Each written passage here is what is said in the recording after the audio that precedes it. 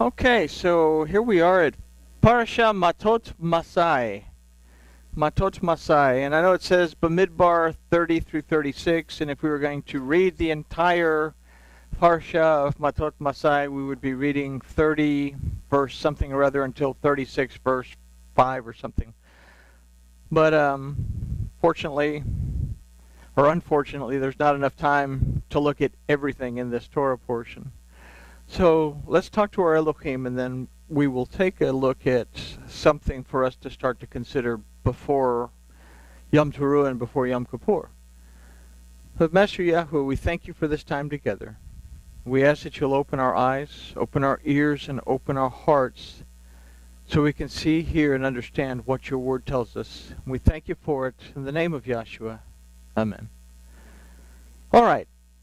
So what might we consider this Torah portion to teach us if we consider that its name, Mattot-Massai, means journey of wooden staffs?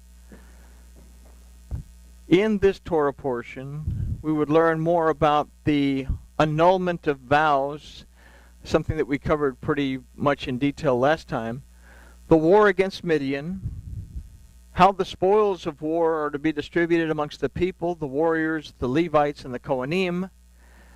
We would also read about the desire of Reuben, Dan, and half of Manasseh to settle to the east of the Jordan, and we'd read about Moses getting upset about this, and then them actually working out a deal that they would go first into battle when it came time to cross the Promised Land.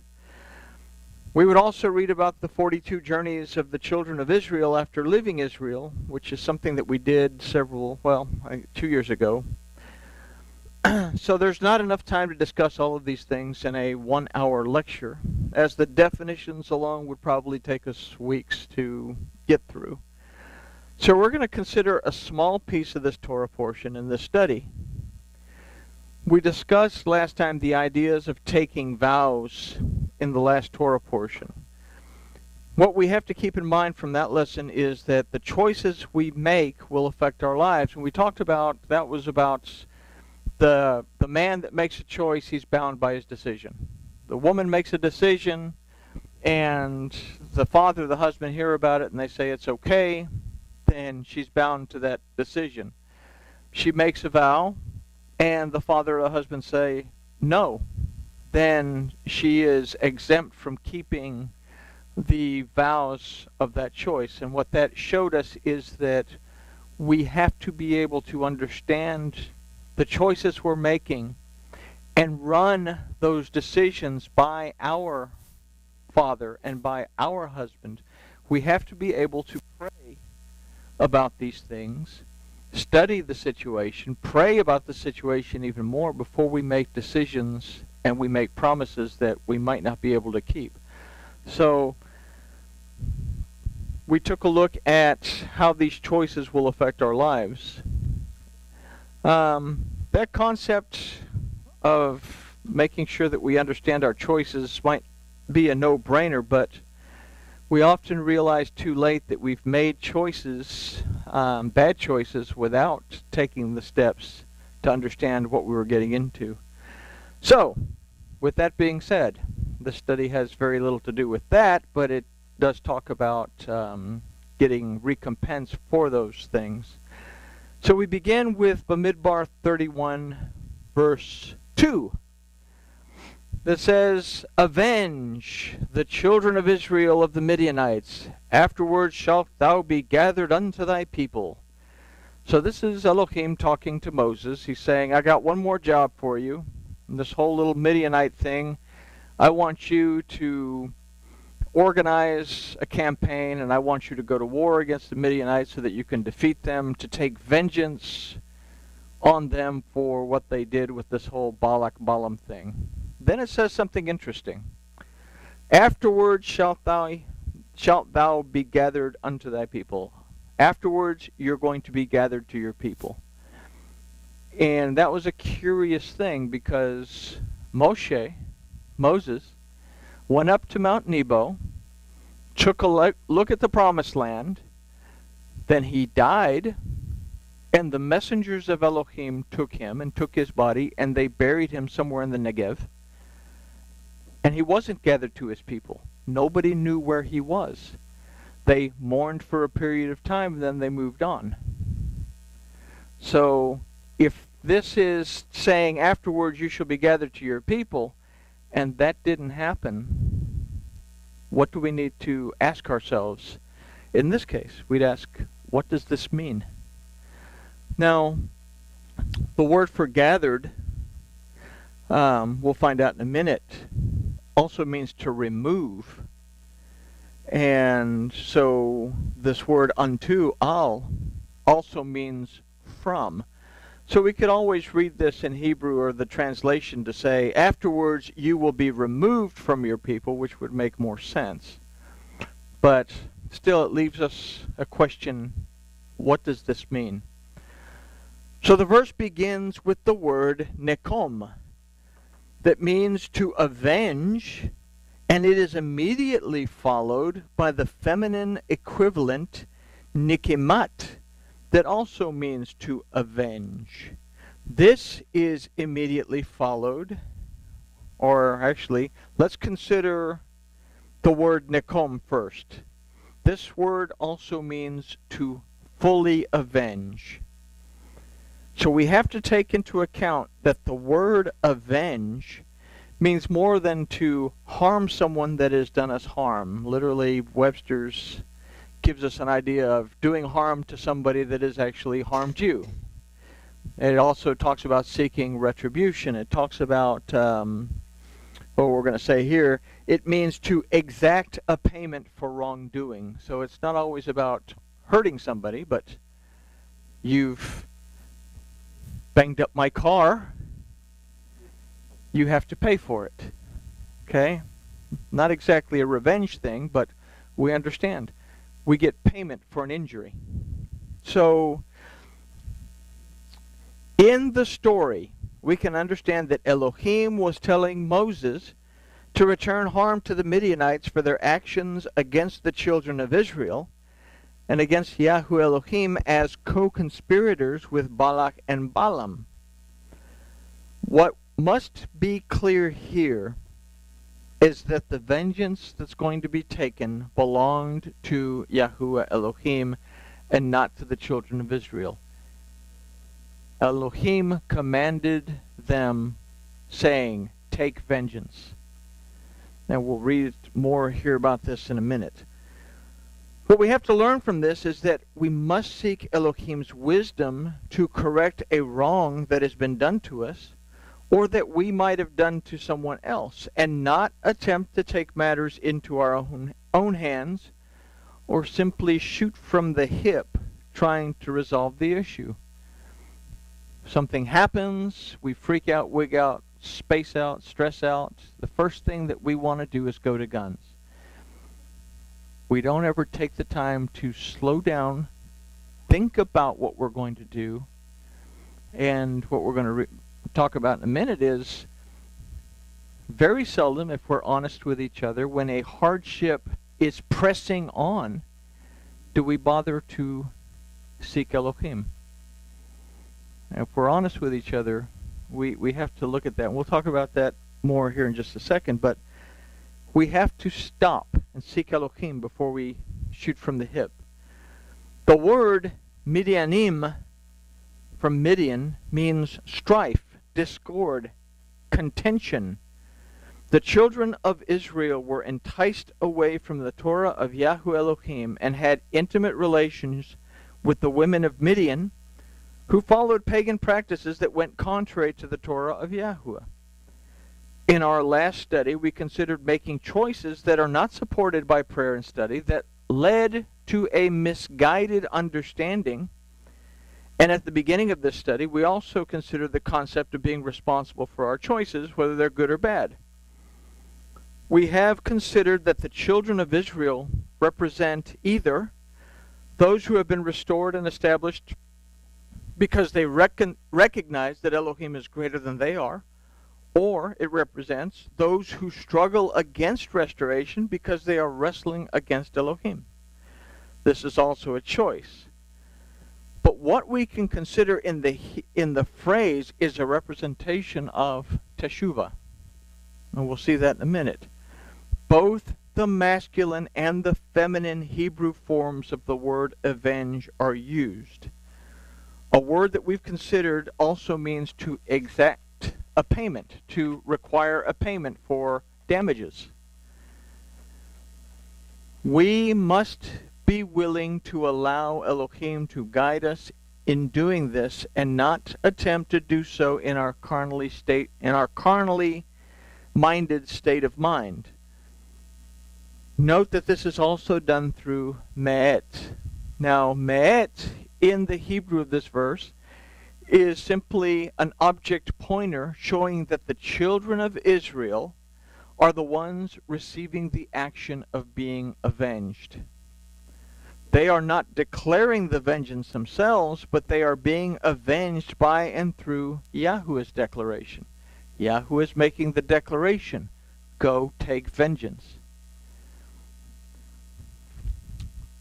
It is through the word of Yahuwah, me'et, that we are able to make teshuvah and be justified.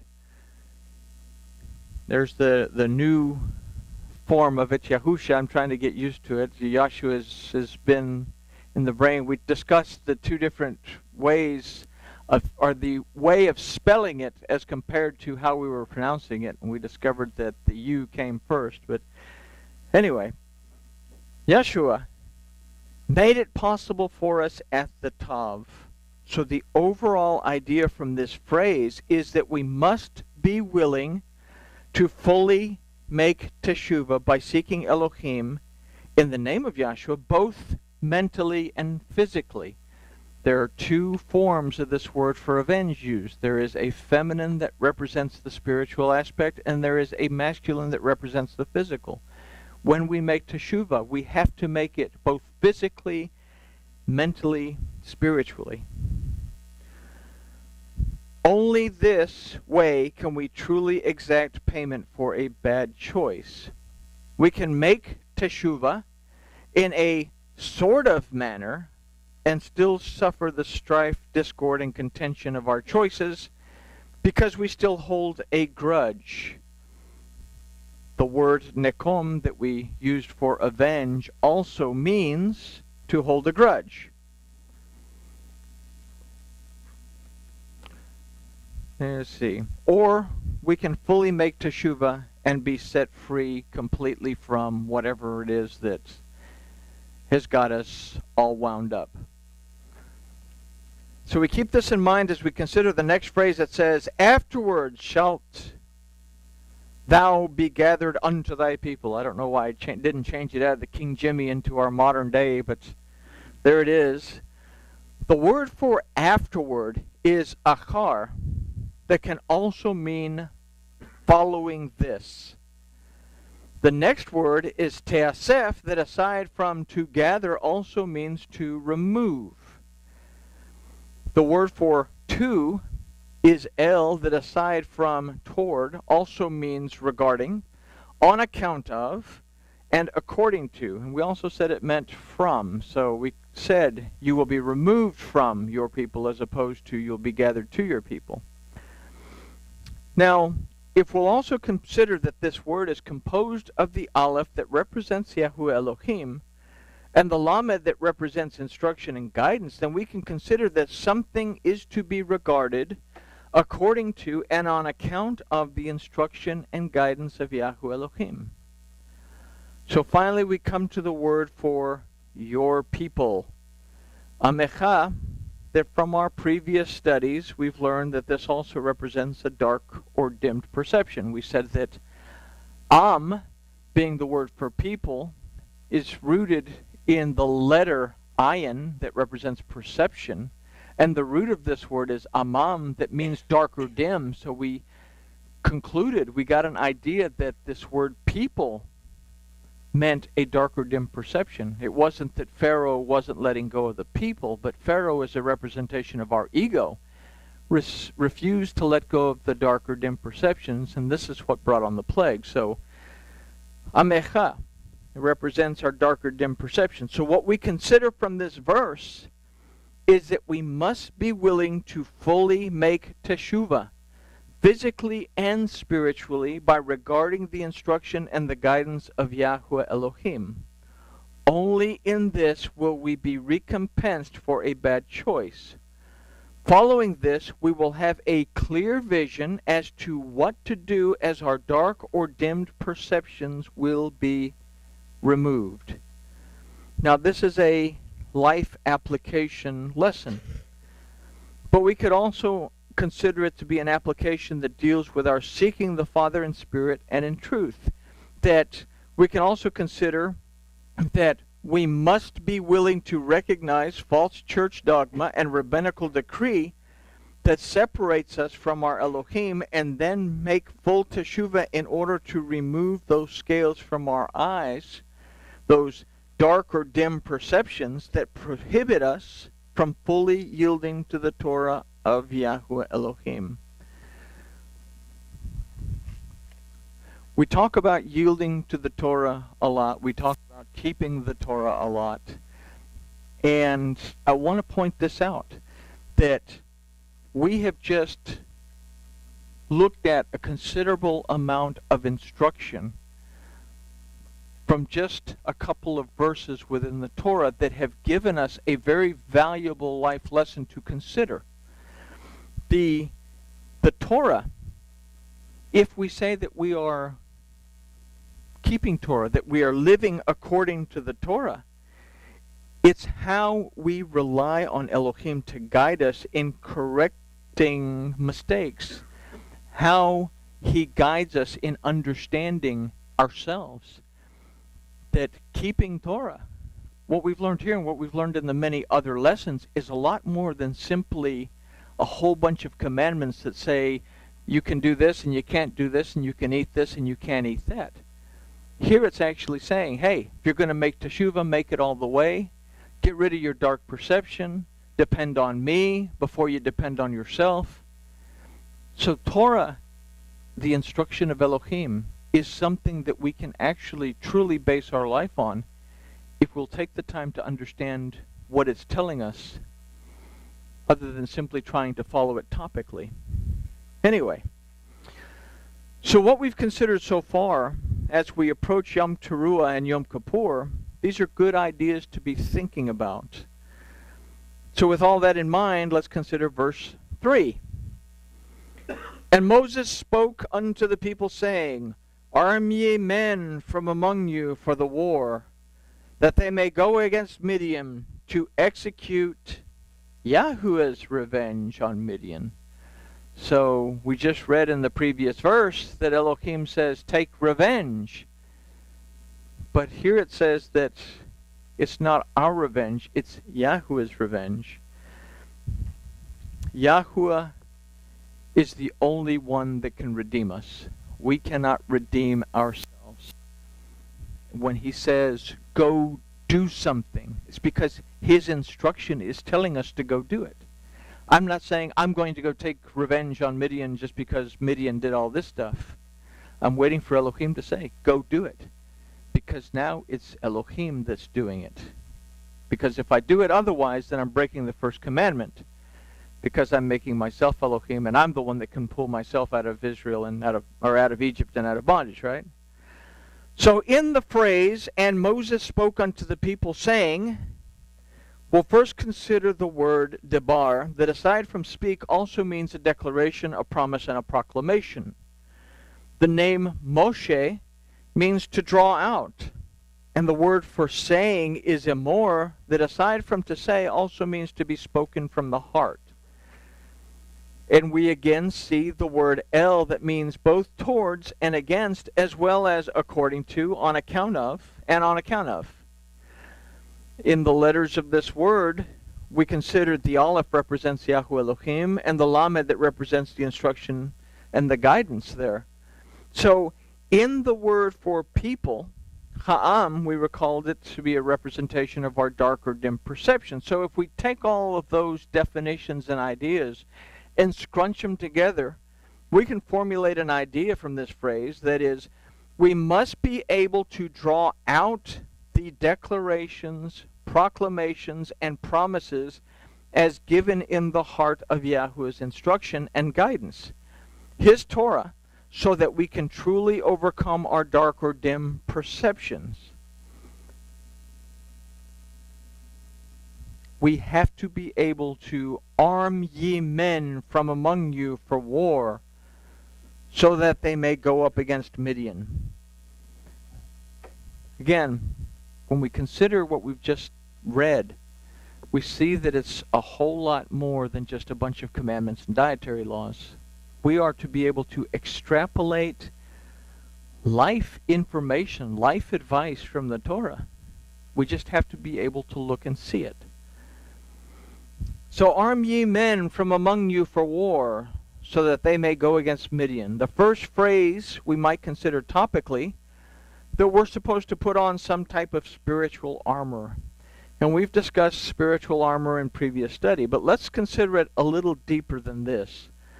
The word for arm is chachalazu, that doesn't immediately mean to arm someone. Literally, it means to strip off and withdraw. It's a little bit different than to give somebody a howitzer. It means to strip off and to withdraw. But this word also means to equip, to prepare, to make strong, to invigorate, and to prepare to deliver. So if we take into account what we considered in our first phrase, we could formulate an idea of stripping off our dark or dim perceptions in order to become equipped, made strong, and invigorated. To do this, we can also consider that from the first phrase that we learned, we must turn to the heart of Yahuwah in order to draw from it His declarations, proclamations, and promises. So if we will consider that strife, contention, and discord come from our yielding to the enticements of the Satan, then we can consider that in becoming armed, we must be able to stand on Scripture to cast the Satan away. You know, when we consider Matthew 4, 1 through 11, what was happening here? It says, and Yahushua was led up by the Spirit into the wilderness to be tried by the devil. The devil specifically. It doesn't say the Satan. It says the devil. Trial by deception. And after having fasted 40 days and 40 nights, he was hungry, I would imagine. And the trier came and said to him, if you are the Son of Elohim, command that these stones become bread. But he, answering, said, it has been written, man shall not live by bread alone, but by every word that comes from the mouth of Yahuwah. Then the deceiver, the devil, took him up to the high, dedicated city and put him on the edge of the set-apart place, and said to him, if you are the Son of Elohim, throw yourself down, for it has been written, he shall command his messengers concerning you, and in your hands they shall bear you up, so that you do not dash your foot up against a stone. And Yahshua said to him, it has also been written, you shall not try Yahuwah your Elohim. Again, the devil took him up on a high, very high mountain, and showed him all the kingdoms of the world and their esteem, and said to him, all of these I will give you if you will fall down and worship me. And Yahshua said to him, go, Satan. Up till this point, he's been the deceiver. Now he recognizes deception as an adversary to the word, and now he says, go away, Satan, for it has been written, you shall worship Yahuwah your Elohim, and him alone shall you serve. Then we go back. Then the devil left him, and see, messengers came and attended to him. What is the difference between this and the way Isha handled things? Here, Yahshua says clearly, it is written. Isha kind of handles it like, well, I think, I recall, it's in that there Bible somewhere. I think it's in the book of Hesitations, or Hezekiah, or Salivations, that I think that it says that we can eat of the trees, but not to eat from the tree in the midst, I'm not really sure. Which way is better to handle a trial and a tribulation?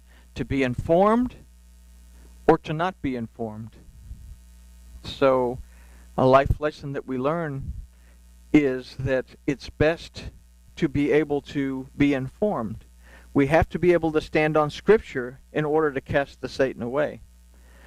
We must arm anashim, which is the plural of ish, meaning man. We've considered in our previous studies that ish, meaning man, represents our physical worship, and that if it is strong, it brings out isha, woman, that represents our spiritual side. Now the word between hakalzu, meaning arm, and anashim, meaning men, is me'it techem, that this word is simply an object pointer telling us that man is receiving the action of being armed.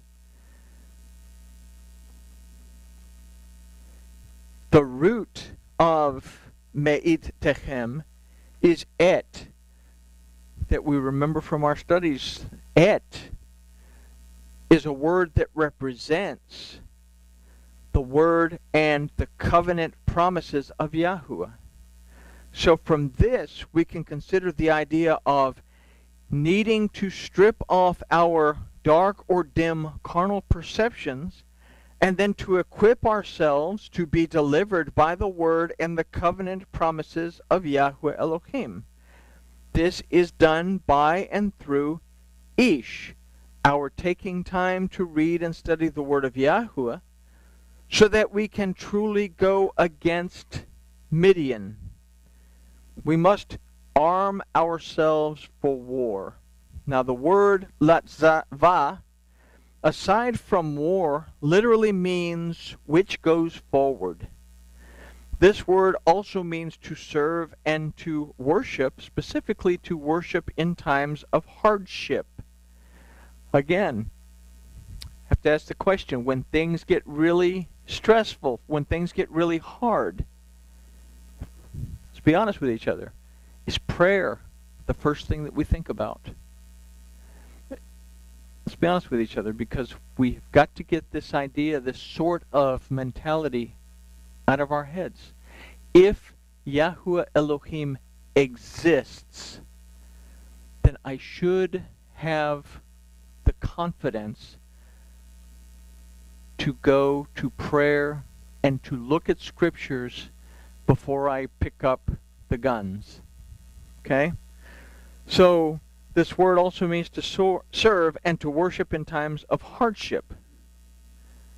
Consider that during this hardship that the Satan will entice, and it is when we are looking through dark and dim eyes that we succumb to his enticements. Now we could take this in another way. Instead of saying that during times of hardship, we could say that the devil, the deceiver, will entice. Either way, the adversary, the deceiver will entice. And when we are looking through dark or dim eyes, we will succumb to the enticements of the Satan. We have to prepare ourselves to move forward by taking the time to study the Word of Yahuwah and pray, especially during hardships, so that when the enticements come, we can stand on the word and the covenant promises of our Elohim and cast the adversary away, cast the deceiver away. In this way, we may go against Midian. The word for against is al, that we've discussed, also means on the grounds of, on account of, and because of. And again, if we consider the letters themselves to represent our perception of, there's the Lamed, guidance and instruction, then considering what we have just discussed, we can formulate an idea of moving forward on account of the word and the covenant promises of Yahweh Elohim that equip us to be delivered from the enticements of the Satan and thus overcome Midian, strife, contention, and discord. But we have to be able to perceive the word of Yahweh Elohim. We have to be able to perceive that Yahuwah does exist.